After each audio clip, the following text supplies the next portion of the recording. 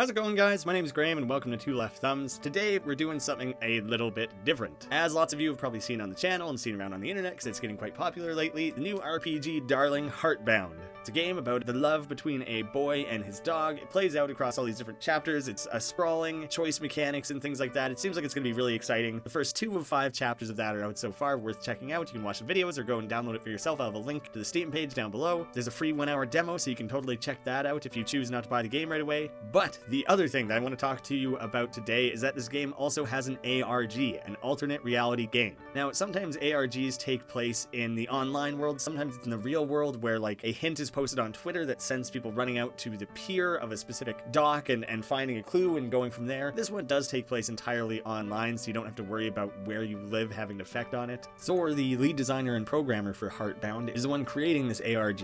He has an extensive background in ciphers and puzzle making. He even once sent me a link to a page where you can attempt to solve a bunch of these crypto puzzles that he's made over the years, and when people solve them they can post their solutions. The guy's really good at making puzzles. So similar to how Heartbound, the full game, is playing out in chapters, this ARG is being split in them as well, all being tackled by the community working together on Discord. When one person solves something, they're able to share it, they can post it on the Discord and in the Heartbound Wikipedia, giving people the next clue to go off of. I got into it sometime around chapter 3 or 4, so I was a little late to the party, but it's really fun right now because you get to work together right alongside the community solving this live, which is really cool, and it's been going on for well over a year. So hopefully I can get you excited about Heartbound, I can get you excited about this ARG, maybe along the way I can teach you a thing or two about ciphers and how to approach solving crypto puzzles. Maybe you want to join in on the hunt, but you don't want to go in totally blind. I feel the same way, that's why I ended up going back on this myself. We're going to walk through the entirety of chapter 1 of this ARG together. If people are excited about this, I could do videos on chapter 2 and 3, maybe 4 as well, but for now I just want to give people a nice starting point so they can get kind of caught up, get excited about things, start thinking about some of these puzzles. So how to get started on this is very straightforward. You go to the Heartbound website, go piratsoftware.com/game/heartbound, scroll down to the very bottom, and in the corner you'll see this flashing crack. Clicking on this takes you to the first step of all of this, the light beckons. Now, if you've seen any of the game, you'll recognize immediately that these are Glowbringer glyphs. Now, this entire chapter of the ARG has already been solved, but I'm going to move through the steps as if we're discovering it for the first time. So for example, we already know how to decipher these glyphs, that comes later, so I'm not going to show it here.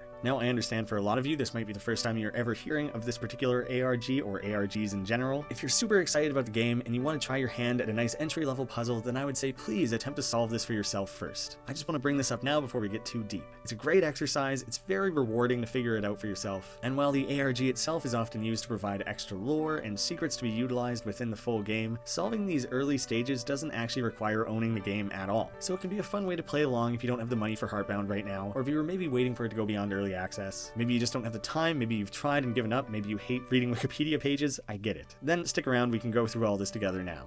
While somewhat cryptic and likely implicating some larger story elements of the Heartbound game, the first actual part of this puzzle lies within the page's source code. Now within code we have these bracket div statements. These are content division elements. They're the backbone of a website, they're largely for grouping elements and keeping them in place, but on its own, it'll have no effect on layout or content. So it's a good place to drop little extras that you want hidden in the background of your website. This is important for the very first step of this chapter, and it's going to continue on throughout. The div class in this page has @party, bar, @ ... followed by a bunch of gibberish. No matter how bright their hearts seem, do not trust them, which is one of the many reasons why I don't really trust the Glowbringers. If you want to hear more about my reasoning behind that, I have a secrets galore video where I cover all the references, hidden Easter eggs, and secrets and stuff in the first chapter of the game. I'll make sure to put that in the end cards of this video. Now, @party is a hint at which type of cipher to use, and the @ ... suggests 4 characters are needed. Ciphers broadly are secret or disguised ways of writing. These glyphs all along the screen are totally meaningless without first solving the cipher. Now, a 4-letter word for party is bash, and one of the many types of ciphers is an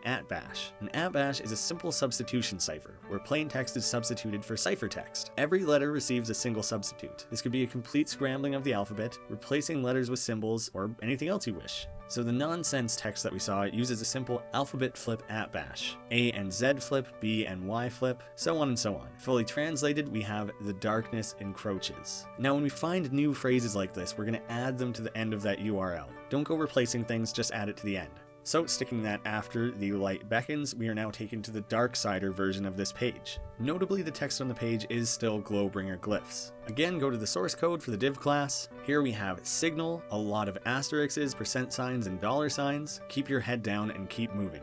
This is the way it should be. Similar to before with @bash, signal here is hinting at which cipher to use. The most common signal cipher is Morse code. For those unfamiliar, Morse is a telecommunication encryption that encodes letters as combinations of dots and dashes. While standard Morse relies on timing and pauses to separate letters and words, we instead are given a third unit other than the dots and dashes for this purpose. Asterisks are dots, percent signs are dashes, and the dollar signs are used as separators. Here you can see what that Morse decryption looks like. You can translate that yourself, or there's Morse to text converters online, which now becomes we choose both. So again, pop that on the end of the URL. We are now taken to the Guardian page. Hopefully you're seeing a bit of an emerging pattern here. That's right, again we open up the source code, look for another div class. Here we have 13 plus 64 and another string of gibberish. This will never work. You are making a mistake. Again, the div class is telling us which cipher to use, although this time it is telling us to use two different ones. A 13 refers to a ROT13, another simple substitution cipher, and 64 is base 64, a form of binary to text encoding. ROT13 comes from dividing the 26-letter basic Latin alphabet in two and replacing each letter with its resulting counterpart, i.e. rotating every letter with 13 further along in the sequence. So it is being rotated every 13th, ROT13. I really said that like it was a mic drop or something. Now, base 64 is far more complex and involves the way our computers encode data to transfer. I tried to read up on this and learn about it to give a succinct description. It's too much. I just don't understand it well enough to explain, but know that it's something you should never attempt by hand. It will break you. There are base 64 decryptors that can do it instantly for us. So, starting with our gibberish, let's follow the order of operations of ROT13 and then base 64. When doing the first step, notice that ROT13 has no effect on the numbers. You're going to want to leave those as is. Next, running that through base 64, we get the first of every word. Now, you know what we do next. Just add it into the URL again, right? Wrong! You are wrong! This one has an added level of abstraction. So you can see that things are starting to ramp up in complexity a little bit. And we're still within the first chapter. Things get pretty tricky later on. I will say that the difficulty curve of all of this is beautifully done.